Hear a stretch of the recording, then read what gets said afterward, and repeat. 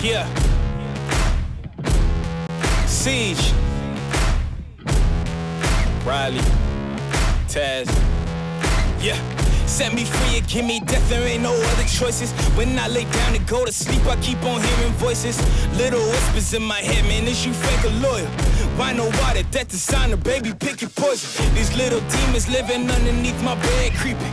Know the real monster lives above them all, sleeping. That subtle breathing in your closet every single evening. Thought you never see me again, looks can be deceiving.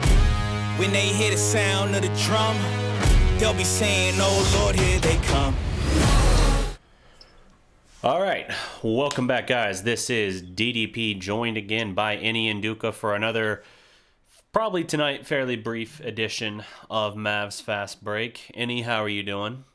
Man, I'm doing fantastic. Were we a week away from training camp? Yep. So it's the most wonderful time of the year. We have football, basketball, hockey, baseball all going on.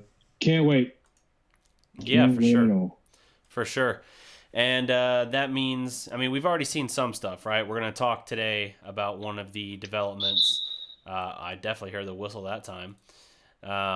We're going to talk a little bit about some of the recent developments with the team. The team is all back in Dallas. I was sharing earlier a bunch of pictures from basically KP back at the facility, looking still just completely like Drago from Rocky IV, the tall Russian. Definitely has that look about him. Dude is absolutely shredded. But what's more, it's not just that the guys are back, it's that you're actually seeing them in some of these scrimmages, and, well, you're not seeing the video, but you're seeing pictures and stills from it and all of that. And there's a lot to look forward to there, because it's just building chemistry with each other a little bit there, and you actually see a little bit, at least the people there get to see a little bit of how KP's mobility and everything like that looks. So I think that's an encouraging start, if somewhat scaled back without us getting to see like actual video of it. Yeah, man. Definitely look at all those pictures that he's posting on IG and Twitter and stuff like that. It's definitely encouraging because that's something he definitely needed to do. Definitely need to get that swole on. Hopefully it can translate well on the court in terms of how he can adjust his shooting form with all that muscle. I know that's one thing that players have to account for is they're going through such extreme body changes, like adding on an additional 16, 17 pounds of muscle. You probably need to get used to, having all that muscle around your arms and stuff like that. And hopefully he's, getting used to it so his shot won't miss a beat from when it was we'll say 2 years ago. It's not really 2 years ago, but whatever. I mean, it might as well be by the time he finally gets to shoot around. Yeah, by the time he finally steps on the court for opening night, it'll have been 20 months since his injury, so it might as well be 2 years. Yeah. What? By the way, speaking of full, bro. Speaking of 20 months, what is your reaction, or if you've seen the article, the recent, I think it was a recent doctor or something, basically saying players coming back from a torn ACL need to give minimum 18 to 24 months for it to fully heal. Otherwise, they risk re-tearing the ligament. Like, it takes that long for it not just to heal, but then re-strengthen. Did you happen to see that article? It was talking specifically about Klay Thompson, I think. Yeah, I heard about it. I mean, what we're used to, the diagnosis we're used to is, 6 months? Usually that's the case, right? Isn't that for an ACL? No, sorry, my bad. I'm thinking of something else. I was gonna say, what ACL tear have you come back from? That stuff's usually about if you're less than a year, man, you're a warrior. Yeah. I mean, we're at a time now where we've seen people come back within that year time frame, and come back just as good. Dennis Smith came back, and he has actually increased his vertical. So we're seeing a lot more. So not his hand size. That dude's But not his hand size. Not his hand. If only ACLs can increase your hand size, still can't palm a ball. Unbelievable. But I mean, the guy's a doctor, so I'm not going to freaking refute him or anything like that. No. I'm just, from what I've seen too many athletes, high level athletes, come back in before that 20-month period or 18-month, whatever you said, and come back just as stronger. Good example of that is Adrian Peterson, where he came back from his ACL tear. He almost actually, did he run for 2,000 yards? Yeah, he ran for 2009. He was like 9 yards shy, I think, of the record. But yeah, he went over 2,000 yards. Yeah. So the only thing that definitely I don't want to say gives me a little pause with KP is just his height. I mean, that's about it. How does it affect someone that is 7'3" versus a normal height human being? But time will only tell. Definitely excited to see what's to come, and hopefully he will be just as good, possibly even better than before. It can't happen. I think what could help him potentially be better in the hypothetical is that he'll be asked to do a lot less of the heavy lifting than he was before. He's not going to have to carry the team,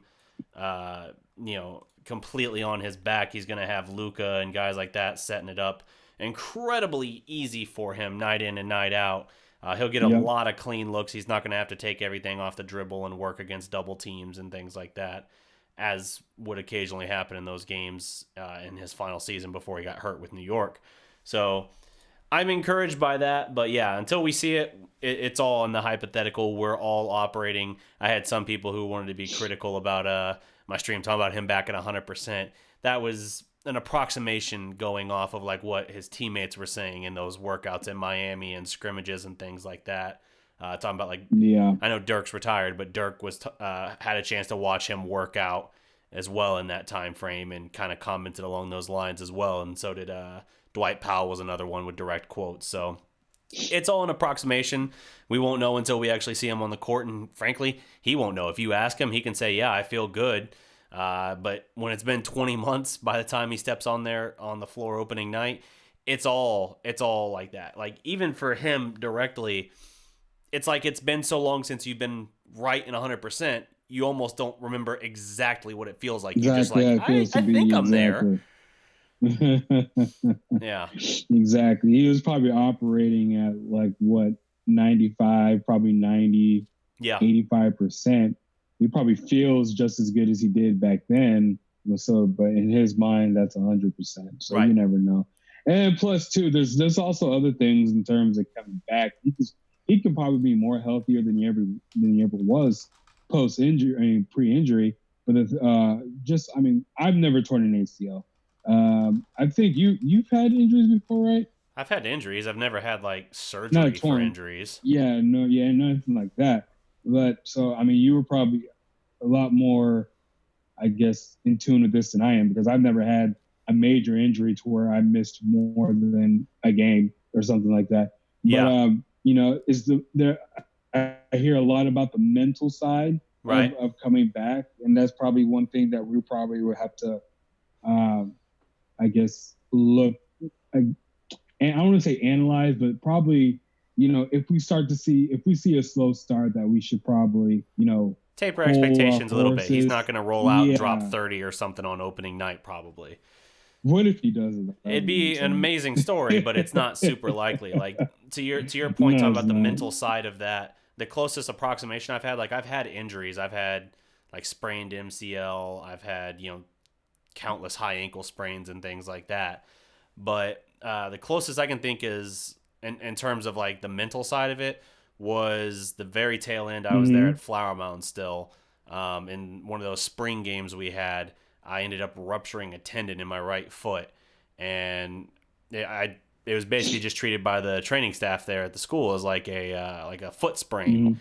And so they had me go through about a week of their morning, physical therapy stuff, and then pretty much tried to run me back out there. And every time I had to try and cut on it, I'm like, dude, this hurts. It feels like someone's stabbing the side of my foot. And they're like, oh, you're just overthinking it. I'm like, I really don't think I am. And I finally had to like go and actually get it like MRI'd, and they're like, oh yeah, it's basically if it ruptures any worse, it's going to be completely torn and you will need surgery on your right foot. So that actually hampered me through most of that summer too, and that was when I was moving back to Oklahoma. So that's the closest I can think on the mental side, because I was arguing back and forth with the training staff there at Flower Mound. That's superior training staff right there. Yeah. Oh man, that was just it's just my favorite line in this quote. That's hilarious. I'm sorry. This quote sticks with me from the trainer there. I can't think of his name specifically off the top of my head, but he basically said I was making excuses for my foot hurting and why I needed to keep coming into training. I'm like, dude, I've only been in here like a week in the first place. It's not like I've been in here for months or something like that. And if I have been, there's probably a bigger problem. But it was his comment to me on that was basically like that I was making excuses, and he hit me with the whole excuses are like buttholes. Everyone has them and they stink. And I was like, why are you talking about buttholes in here? I'm just saying my foot hurts. Like, come on, dude. Like, stop making this weird. But yeah, so KP will have to overcome that. Funny. KP will have to overcome, hopefully not stinky buttholes, but have to overcome a foot, working his way back into it, and all of that, the mental side. But it is what it is. So, hey man, I see the setup. I see the setup of the show. It's pretty awesome. Oh, thank you, man. I had to look into it. Break the fourth wall. Sorry.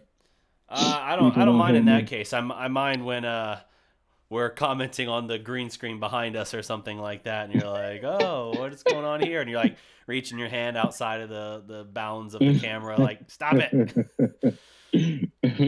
But hey, man, yeah, it's part of the production. Right.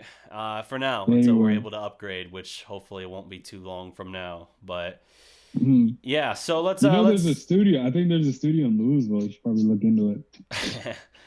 We'll check that out. But let's get into the main topic I got on deck here. That is the ESPN Top 100 Players, and they have rated. Sorry, my dog is trying to get out my room. All right. He's gonna be scratching.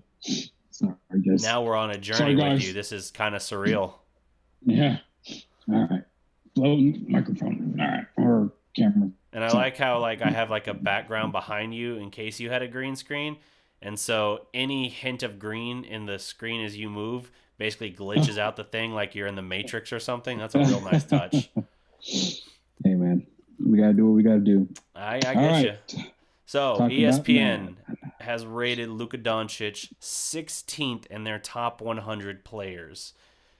What is your reaction to that? Because that is really high. Like, I would not have gone that high, and I love Luka like no other. That is really high. Who is he around? I know right directly behind him is Kemba. Yeah, I'm trying to think of who was in front of him. As in him, I'll pull it back up here. You there? You're like frozen up. Now you look like you're in. Well, I don't know what you look like, but you're froze up. So, fantastic production. Well, while Annie is off in the stars, allow me to pick up the ball and run with this. Basically, what we're looking at here is Luka Doncic has rated inside the top 20. Oh, are you back? You are back. Good. You're not frozen. Boom. Or now you are frozen. No, you're not. Okay. Oh, I see myself. I was frozen. You were frozen for a while. Yeah, you looked like you were very deep in thought, but nothing was happening. Number 15 is Ben Simmons, says Stephen Swaim. Boom. Yeah. I'm pulling up the list now here as well. Ben Simmons. Yeah. I don't know if it's my Mavs, if it's my Mavs bias, or the fact that I'm so well versed in the game of NBA basketball that I might know a thing or two about some other folk. But I'll probably still take Luka over Ben Simmons.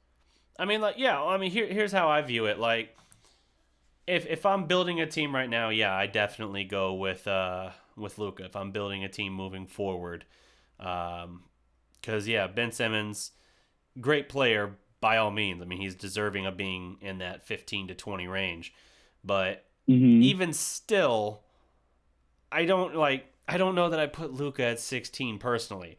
I think the highest I've ever addressed him is like 20 or 21, and not that I had like here's my play-by-play ranking, my individual breakdown of every single player and why they are where they are.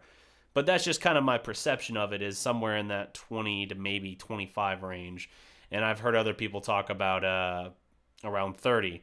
But it is what it is. It's all... The thing is, none of this really matters. Like, I know we're talking about it because we're surprised that they projected him where they did. But it doesn't really matter. Like, these things, you see every year. The NFL, for instance, will do its top 100 players. I guess that has a little more weight because it's voted on, in that case, by the players. But I don't care. Like, when people say, like, Dak Prescott wasn't even in the top 100. Can you believe that? I'm like, I don't care.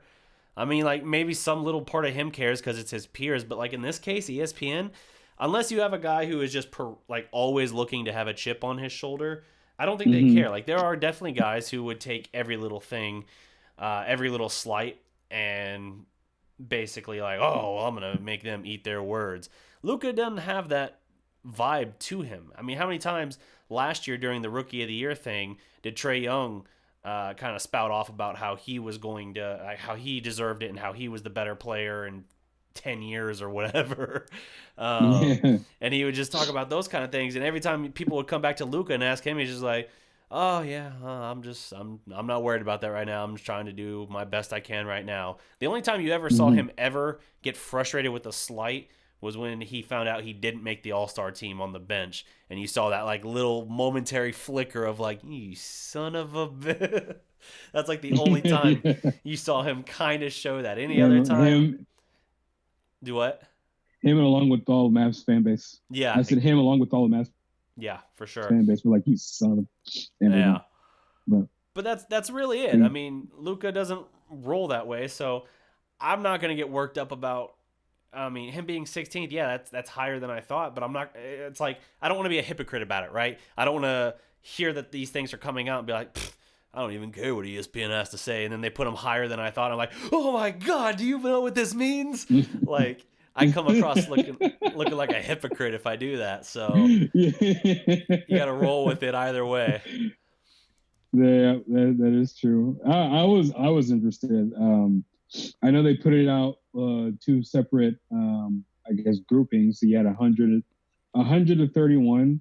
Yeah. And then of course 30 to 1. And Kristaps was 37. Yep. And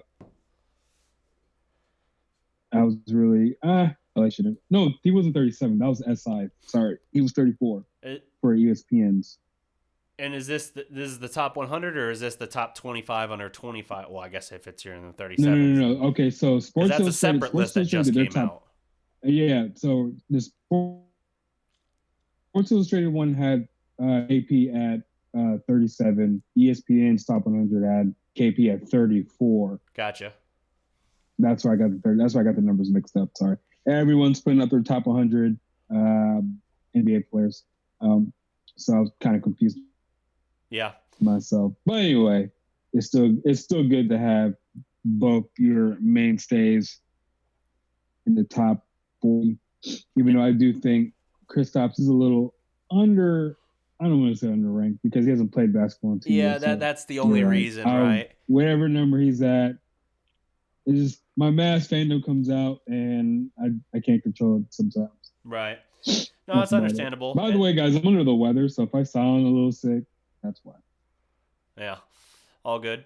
But yeah, the ESPN, I think it was ESPN, the top 25 under 25 or whatever. There was something like that where Luka was like 4th or 5th as well. That's another kind of weird one to me because it's like I definitely can't make a very long list of guys under 25 I would take before I took Luka. I mean, it just doesn't make a big difference to me. Like I said, these lists are all garbage. Half of them is literally designed as clickbait. So even if it's like actual experts on it. The entire purpose is to get people to read it. And how do you make people really read it and react and comment? Oh, well, you throw a curveball in there every now and then. Like, if they came out and they were like, Luka is like the 12th 25-year-old or under 25-year-old I would take, people would be like, what the F? Like, what are you even smoking? And then you get a bunch of people on there angrily commenting, and suddenly the video or the thing trends better, and the writers and all the contributors make a little bit more revenue out of it from the ad revenue. So that's just how it works. But I don't like to indulge in a lot of clickbaity stuff. I mean, even in this case, I almost didn't want to cover this stuff at all, just because it's not really something that I care a ton about. But it is the end of a slow news cycle before things pick up. And so I was kind of like looking around today like, all right, well, I want to come on here and I want to talk with all the other Mavs fans. But I don't want to jump too far into all of this because I don't feel a lot for it. So there you go, fixing your video. It's got to be just your internet that's lagging up. It's probably my trash internet. Well, now you're a super tiny video because your bandwidth is low and you've completely broken my frame beyond repair. So I just want you to feel bad about this. That's all. Oh gosh, I'm gonna try to log off as many stuff off the Wi-Fi as possible. All right. Well, this is the danger of doing shows when only when we aren't in the same room. You're lagging again. I'm lagging. I think that's nonsense. I think you're lagging. My broadcast to them should be fine. But even still, this will help facilitate a short show, I suppose. But yes, so in other news here, we had, I was talking with you, Innie, about this before we jumped on. We also had, from some of these workouts with the players, some of these scrimmages, you saw it in the thumbnail of this video. You got Bobby, KP, and Luka all on the floor together. There's actually some photos showing KP working on a step-back shot. Now that is intriguing to me just because I'm going to like at least hide you in the small bubble for now. Or at least the regular one. I don't know. But why do you want to hide me? Why do I want to hide you? I mean, free me. I could completely hide you with the tiny ass picture you got going. But KP working on developing a step back shot. Now he's had sort of step backs a little bit in his time at New York, but it never was a huge part of his game. And shoot, dude, when you're 7'3", the amount of real estate you can cover stepping back, there you go, is insane. You're crossing half court just on a step back pretty much. Yeah. So I mean, it's interesting, and it kind of is fitting too, right? Because while he doesn't have the workload that obviously like Dirk had before him, it's kind of fitting that, you know, Dirk had his iconic move that created space and was kind of an unblockable shot. Now KP, 3 inches taller than Dirk, it's not like his own unique thing where he's more or less inventing the move or at least bringing it into vogue and making it an iconic thing, but it's still a shot that's like, dude, the prospect of blocking KP in general on a jump shot got to be really tough. You had that. You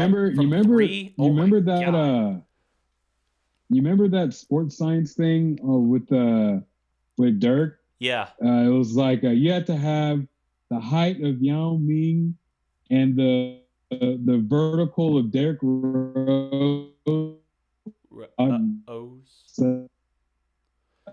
One-legged face. So it was like KP is 3 inches taller than Dirk. Yep, and I think he has longer arms too. Boy, you are glitching out like a mofo. Robot Innie makes a good point. I hear you, but you sound like you're glitching out. I muted your mic just for the sake of the audio for them. But yeah, so no, that's a good point though. Yeah, you'd have to have the height of Yao Ming plus the vertical of Derrick Rose to block, according to Sports Science, to block Dirk's one-legged fadeaway. For KP to be 3 inches taller and I think have a longer wingspan, that is completely lethal. Like, that is insane levels of lethal on that kind of step back. My back. All good. your Wi-Fi is what your Wi-Fi is. Yeah. I guess next time I'll just probably have to go to your house. We'll have to figure something out because if we're gonna run into this problem, then it's gonna derail a lot of shows. That's against you. It's almost easier when I just have you on the phone. Making up. What? KP has a 38-inch vertical. Interesting. I've never actually seen. What's going on? Go to your hotspot, says Dilly Dilly. What's up, Dilly Dilly? Let me run through the roll call here real quick. Rangers King first in the house. Browns 41. Mavs fan for life. Gle says he didn't get the notification. I'm just hearing excuses. Bob Dylan, Barry Grogan, what's up? Edo said 777, Dilly Dilly. Steven Swaim was good. Gabriel Paulin. Thanos snapping took Danny. Yeah, he's snapping. He is super snapping, but Derek keeps on gathering back the gems and getting me back. There we go. According to Bobby Correa, Luka has been teaching KP the step back since last February, says Rangers King. Very interesting. So this isn't like a new kind of playing around in the last few weeks or something. This is something he's been working on for 7 months. That is intriguing. Because, if KP can add a consistent step back to his game, whether it's the mid-range or especially if he's stepping back on threes, ooh, man, if he can get that with any kind of consistency, that's just going to make him all the more lethal. Like, it's already almost impossible to affect his shot. You're just jumping up, trying to wave your hands and, just catch the edge of his peripheral vision. You know what I mean? So if you can do that, that's incredible if he can add that element to his game. Another standout non-Maverick, well, it is a Maverick thing, of course, but a non-Luka or KP note of interest here. According to Brad Townsend, several Maverick folks, separately and unprompted, have told me that the Mav who perhaps has had the most impressive summer is Jalen Brunson. Jalen Brunson, the man who has largely flown under the radar in all of our preseason Mavs talk, all of our free agency talk, all of our starting lineup talk.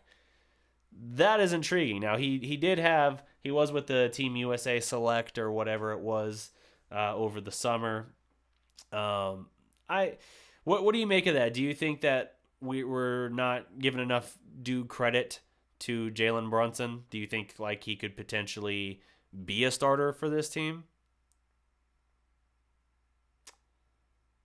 Have I asked too much of your Wi-Fi? I fear that I have. All right, back on mute for any, and I'm going to answer my question.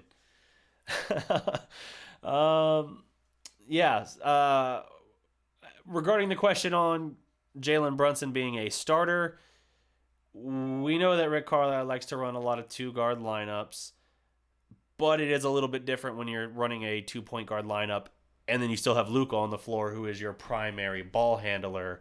That's a little bit of a different factor in that regard, but I could see it. Now, Brunson's an okay defender, not a great defender, and last year Luka was when Brunson started getting a lot of minutes, and after those trades around the deadline, Luka at that point, the complete keys to the offense were handed to him. He became the orchestrator and everything, and Brunson excelled in kind of that off-ball kind of role or secondary ball handler role. So the prospect of having DeLon Wright, and oh wow, now it's double me. This is trippy. And they're different cameras. What is happening? Let me at least Thanos snap myself out of that other frame. So it looks like we lost any completely on that. So I guess we're going to roll like this now for the remainder. But in that case, having DeLon Wright, this is all kinds of show glitch errors, I know. work with me, forgive me here. This does happen occasionally. But DeLon Wright and Jalen Brunson on the floor together is not bad by any means. Luka at the 3, KP at the 4, and Dwight at the 5. Or in some lineups, you could still have, Dallas had Luka playing 4 at the start of last year. You could still run a smaller lineup where Luka is your 4. Your 3 could still then either be Dodo or my guy Justin Jackson, and then you can move KP to the 5. So it is. I mean, those are all different options that you have available on the table, but I don't personally think that the best option here is to have Brunson in your every night starting lineup. Now, certain matchups are going to, require it, and you're going to have rest for certain guys. We know for a fact the Mavericks have said KP will be on a pitch count where they're going to keep his minutes down or dialed back a little bit, which to me says no second night of a back-to-back and probably no more than 33 minutes in a game. I would say his average will probably be somewhere around that 29, 30-minute range, frankly, for the season. But we'll see. I mean, that's not crazy because Luka had about 30, 31 minutes, I think, last year as a rookie, and Luka still was able to make a big impact. Let me roll back here and take some of these questions.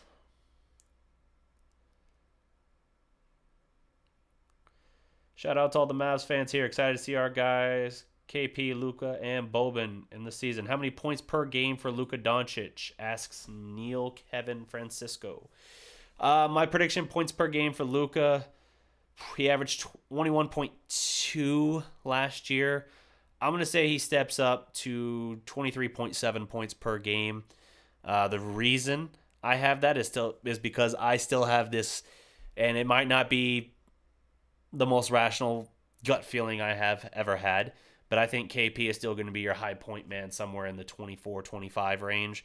And I think Luka being the main, not full-time, but certainly the primary facilitator and orchestrator of the offense, I think you're going to see his assist numbers go up. He was 6 last year. I think that'll push up closer to 8.5, 9. 9 would be a really, really incredible number. So I think he'll be somewhere in that 8.5 range.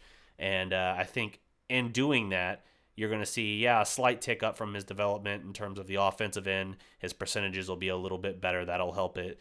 I trust his free throw percentage will be better. But I don't think it's going to be an explosion where suddenly he comes out and he's averaging 26 or 27 points a game, or certainly anything around the 28, 29 range, which would put him at the very top 5 per game average in the NBA. I just think his game is built more as the orchestrator and the guy who picks and chooses his spots.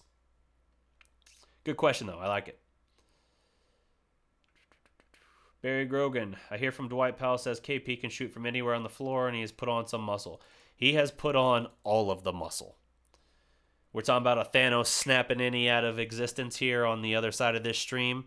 That totally happened. Here, let me switch to where I'm at least the primary. So at least up there is. But Thanos levels of muscle is what KP has added. He has become Drago from Rocky IV, and we just have to hope that the Italian stallion equivalent in the NBA doesn't come in and try and cold clock him, because eventually Rocky won that fight. But we're gonna go with our own Drago and just say, hey, anyone guarding KP, if he dies, he dies. I mean, that's just where it's at. Post-grad update. ESPN is nuts. I agree it's a little bit higher rating than I would have gone. I could have seen him realistically anywhere between 20 and 30, and I would have been still like, yeah, it feels about right. But, again, don't sweat it, because I don't. They could have put him at number 1, and I would have been like, weird. Brunson will average 15.5 points per game, says Neil Kevin Francisco. It depends on his minutes, especially if he's coming off the bench. You're going to have to factor in.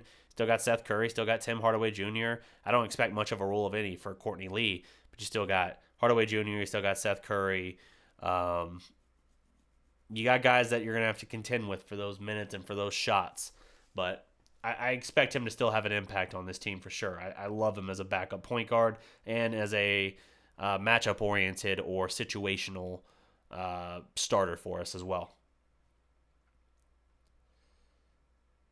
KP's shooting touch is KD-like. That is exactly why KD dubbed him the Unicorn. Brunson averaging 8 and 6, says post-grad update. I wonder what his averages were off the top. I don't know what his averages were off the top of my head from last year. I've looked them up at some point, but I would be curious.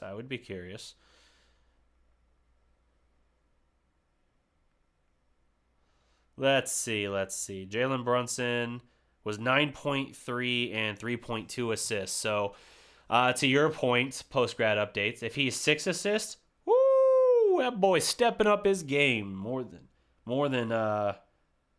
nearly tripling his assists per game. Points per game would be about a 1.5 step back, so I don't like that as much. But, again, comes down to his minutes and shot attempts. He is a glue guy. Let's see here. Who is my sixth man? My sixth man, I think we've had a lot of conversation on this. Tim Hardaway Jr. is one that people like. For some reason, when people talk about the Mavericks and they want to feature 3 guys to put in their thumbnail, they always put Tim Hardaway Jr. as the third Maverick.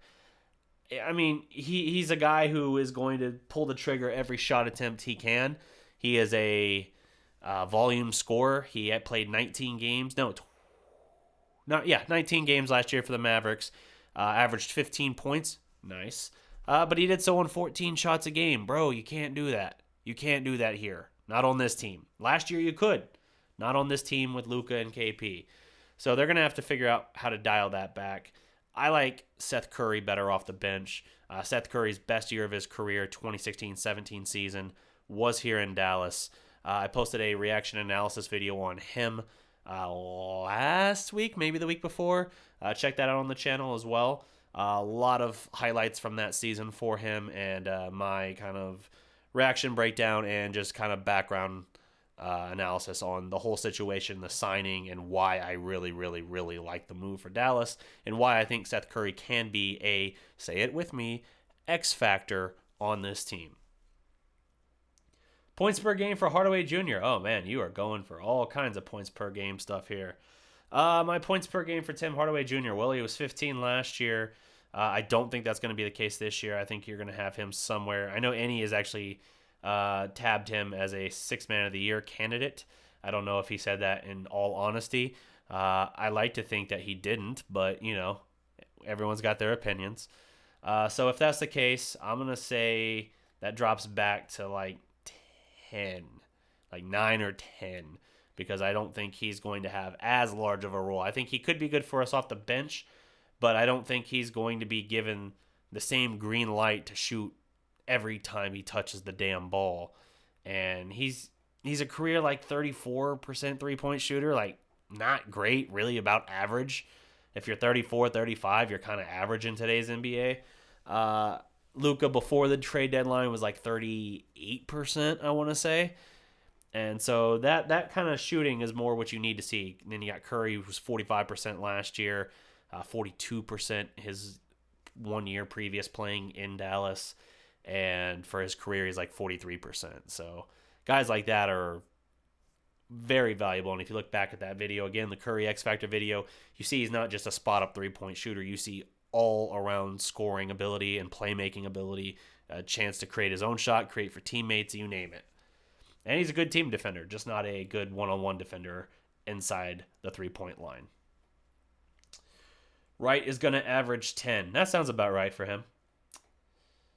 So apparently the Mavericks will have a mobile merch shop on a bus. Players featured on the door side wrap of the bus. Luka, KP, Powell, Brunson, Luka, interestingly, is biggest on it. Let me read that again. So the players featured on the door wrap are Luka, KP, Brunson, Powell, and Luka is interesting, the biggest on it. Why is that interesting? It seems like that makes sense that Luka would be the primary featured guy on something like that. Should be Dodo if Luka plays the 4.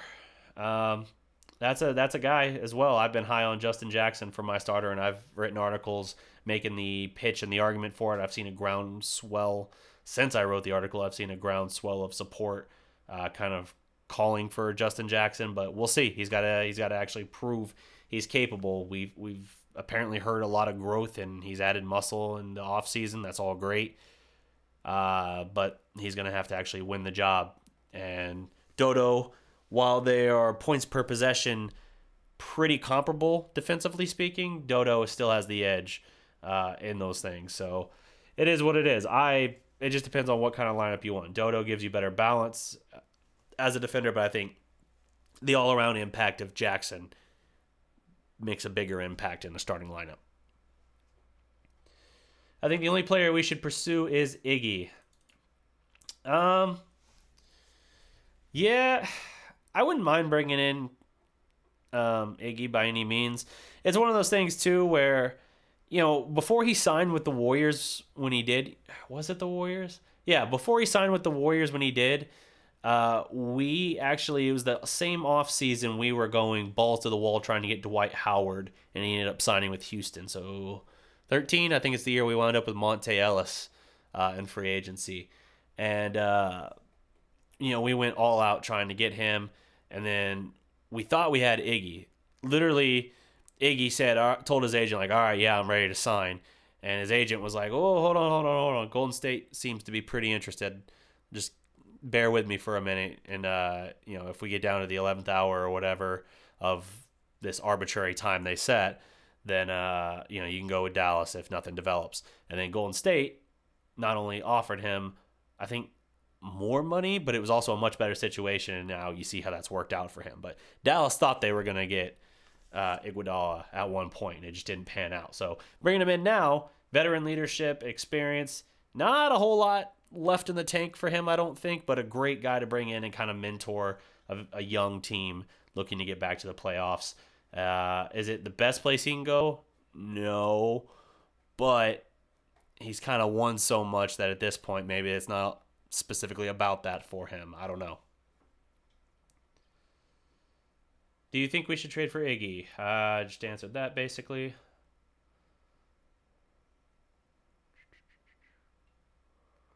KP 21-8 says post grad. Nice. I wouldn't be upset with that. 8 rebounds a game for Porzingis would be a career high by a pretty comfortable margin. Eric Anthony just getting off work. Sup, fam? KP scoring at 28. Damn. All right. Luka's played basketball his entire life. He didn't even go to school or anything. Also, his dad is a pro player that raised him playing. I really don't know how much better he will get, says Daryl Davis. Well, you can consider the fact that he is 20 years old. And when does an NBA player reach his playing prime? Generally about 27 years old. Now, yeah, those guys had, D1 school and all that. But at the same time, even if we're shifting the scales of that, I don't think at 20 years old Luka has peaked. And even if Luka stayed exactly where he was last year, that's still a damn good player. A damn good player. I don't think he will. I think he's going to keep growing. Do I think that he's got just layers and layers and layers and layers and layers further that he can go? Not necessarily. But I think that there's still plenty of room that he can advance. And here's the thing to consider, right? When you talk about I just don't know how he can get better. Luka's game isn't built on athleticism or explosiveness or speed or anything like that.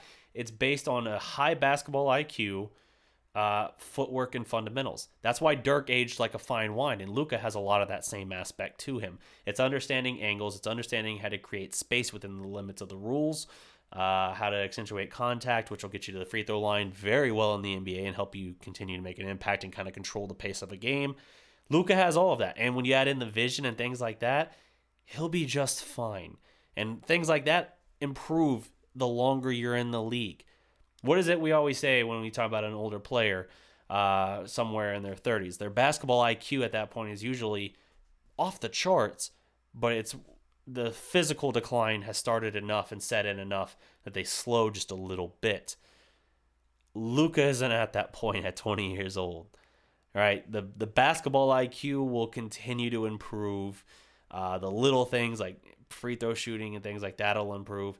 He'll be good. I'm not worried about Luka because the people who made that argument made the same argument about Dirk when he was only like 24, and we saw just how much better Dirk got. Dirk, I know, an all-time great, so people are like, oh, you're going to put Luka in that category? Some people would say that, the critics. I'm not worried about it. I think Luka is in very good hands. I think he's going to grow quite a bit still in terms of his game and his impact.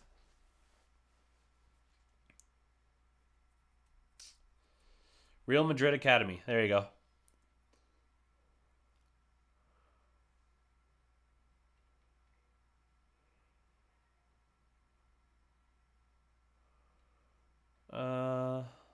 Luka Sleeper MVP. Like it. Powell is the downfall of the team. All right. Interesting call. Well, the Mavericks are going to have to get better at rebounding. They're going to be a rebound by committee team this year. Luka rebounds very well for his size, 8 rebounds a game last year. That's great. We're going to have to see more of that from him. KP's got to up his numbers a little bit. And the 5 position is going to be held down by a combination of, sometimes KP will be in there at the 5, but he's going to play the 4 for him, I think. It's going to be a combination of Powell and Maxey for the most part. So they're going to have to find a way to do better in that regard. They're going to have to gang rebound, basically. And, we'll see what they make at the deadline in terms of moves. Luka could also get better by improving his step back, his range, his strength, separation ability, agility, and speed, defensive footwork, and finishing. Everything else comes natural. Yeah, there you go. Expounding further on kind of what I was talking about. What do the Mavericks got to improve on this year, asks John Doe.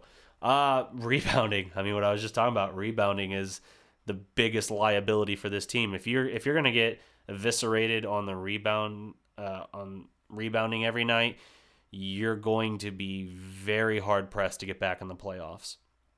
It kills you. It's a killer. And when the Mavericks won it all, they were a very, very good rebounding team. And I'm not saying, I know we always loop back to that year. It's the one barometer we really have. But if you're not a good rebounding team, and Rick Carlisle has squeezed blood out of a stone from some rosters in the past few years that weren't great at rebounding, but he's found a way to make it work and to get us in position. You just gotta work at it. You gotta trick it up a little bit where it's like, okay, if you're not going to be good at rebounding, then you damn sure better be good at defending or getting out in transition and getting fast break points. You have to find ways to fill up the box score in other ways that the other team doesn't have the ability to control the game with rebounding as well.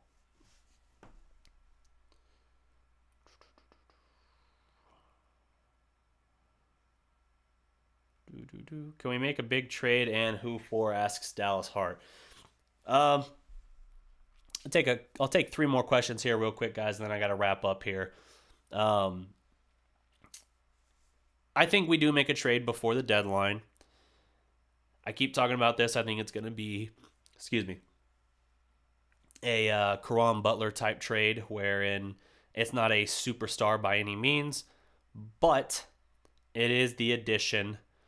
It is the addition of a guy who can have a big impact on your team, like a 3-and-D type guy who can be, in most cases, the Caron Butler with Dirk. I know that was only about a year between us 2 seasons playing together, but your second guy in that case, or in our current case now, your third scorer and defend. If you can add that, then you're going to be in a good spot.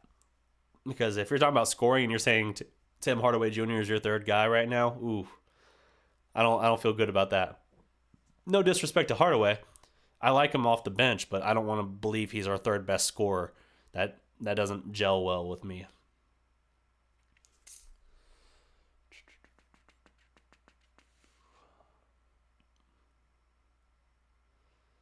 Let's see. Do you think rebounds will come down to not being intimidated and giving more effort?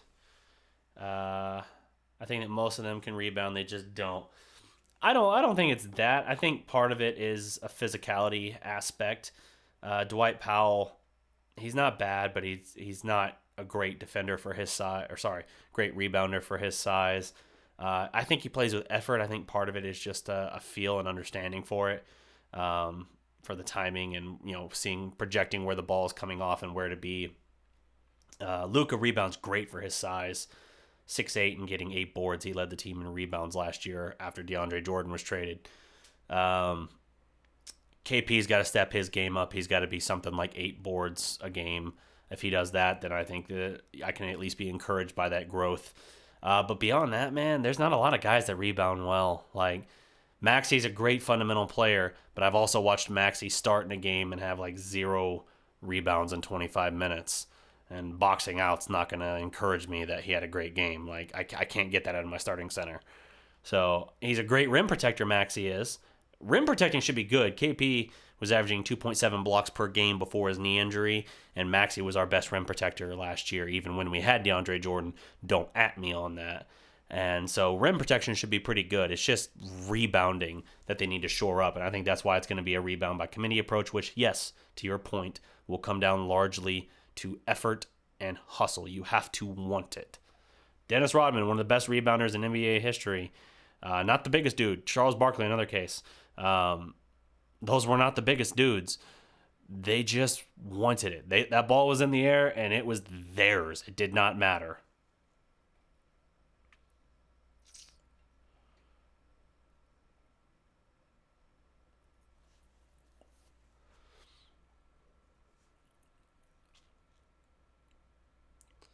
Let's see. Powell is undersized at center, so how's he supposed to rebound over centers? It's not about rebounding over, guys. It's about getting position. You box them out. You get position inside. You get the leverage. You can have an advantage there. And he's not that small. He's like 6'10", 6'11". Dwight Powell's not a small guy.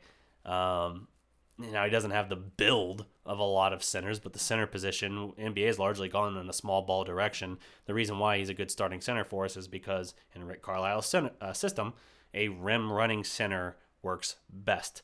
That was the Tyson rule, and no, I'm not saying that Dwight Powell is a Tyson Chandler for us, because I'm not. But in terms of a rim running center on this current roster, Dwight Powell is your best fit. So with KP's natural position being a 4 and you wanting to protect him a little bit and play him a little more to the perimeter, that suits him well. And Powell can still be the rim running center and do a little bit more of the banging down low business when necessary. A lot of the dirty work.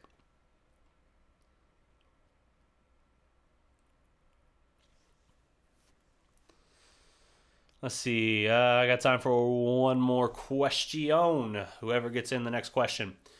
One more question, and then I got to sign off for the night, guys. Let's see here.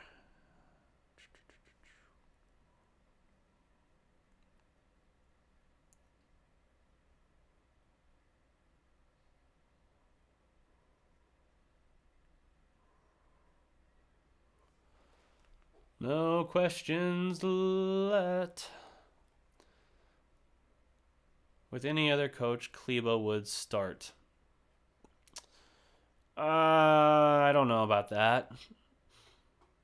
I like Maxi a lot, but I don't know that. Again, I watched Maxi start in games last year at times and still not rebound well. That's not good for us. What do I think? Okay, I'll take these two on the screen, the post-grad update and the your mom's favorite. Mavs playoff spot. Roster currently constructed. I stand by my prediction of 44 wins, which would be 11 wins better than last year, but still on the outside looking in terms of playoffs. The Clippers were the 8 seed last year with 48 wins. There is more parity in the West this year, so maybe that total ticks down a little bit for the 8 seed. But I think you're still outside looking in with the roster currently constructed. However, when you add in the potential of the deadline trade, if they can get a tier 2 guy, what I would say, which to me would be like adding in like your new third guy, your third guy in this case, your 3-and-D guy or whatever, third scorer, then you're good. And at that point, I could see them getting some late games and sneaking it back into the playoffs. I think they're capable of that. Eastside Harold, you troll on everything I do. Luka's another fluke of Jeremy Lin. Boy, you just don't watch any tape, do you? He's the Houston fan, so that's cool. He's decided he likes Russell Westbrook a lot now after trashing him for years, I'm sure. But last question. One big free agent will sign with Dallas eventually. Who will it be? Man, that's hard to project out because we got to see how the team does. I mean, the big thing that hurt the Mavericks from what we were told this past summer, this current summer, I should say, is that Luka KP playing together was still a hypothetical. No one had seen it. No one has seen KP. From the time of his injury to the time he takes the floor opening night, it will have been 20 months since his ACL. Now, in relation to the Klay Thompson ACL injury, we hear the doctor saying that, hey, for an ACL to properly heal, you need to give minimum 18 months to as many as 24 months, not just to heal the ligament, but for it to re-strengthen and not be liable to re-tear. We do see guys come back and tear the same ACL when they come back in less than a year or 15 months or whatever.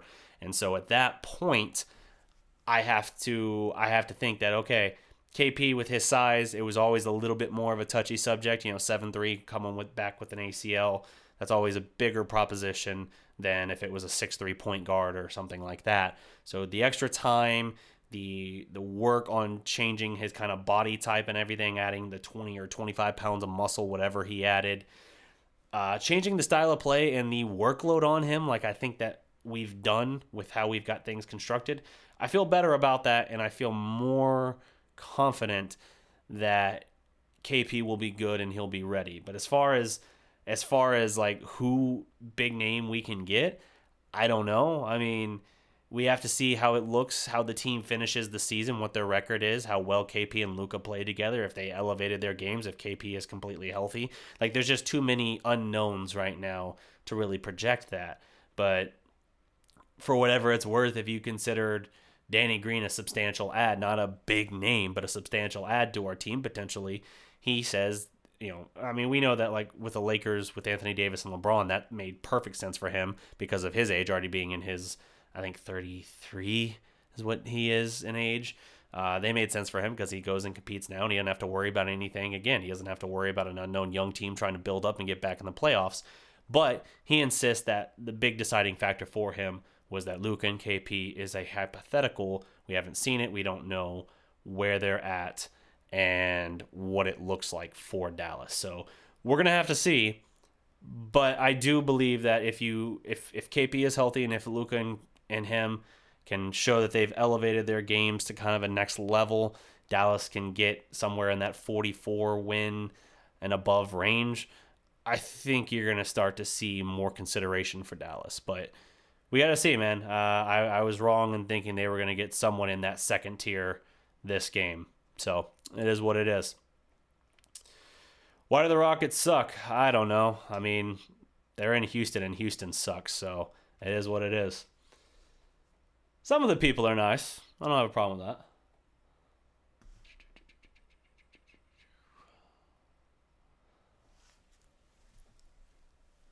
Let's see. I'm going to post an article, ARAM, before the start of the season with my deadline targets I have in mind. I'm still doing some research on that, but I am going to release an article, probably for Dallas Sports Fanatic in that case, for it, and I'll do an accompanying video here when I do that, or a stream, something. I'll do something with it, but still compiling all that. So that's going to do it for my time tonight, guys. Thank you for everyone who tuned in. Thank you to the lovely fans and everyone tuning in. Hell, even thank you to the haters, because you still give my channel attention, and therefore we still benefit from you. So even if you're going to be negative and trolling, whatever. I don't even care at this point. So until next time, guys, remember, every legend was once a prospect. Salute. Houston sucks. Yeah. Siege. Riley. Taz. Yeah. Set me free and give me death, there ain't no other choices. When I lay down to go to sleep, I keep on hearing voices. Little whispers in my head, man, is you fake or loyal? Rhino water, that designer, baby, pick your poison. These little demons living underneath my bed, creeping. Know the real monster lives above them all, sleeping. That subtle breathing in your closet every single evening. Thought you never see me again, looks can be deceiving. When they hear the sound of the drum, they'll be saying, oh Lord, here they come. Yeah, here we come. Here we come.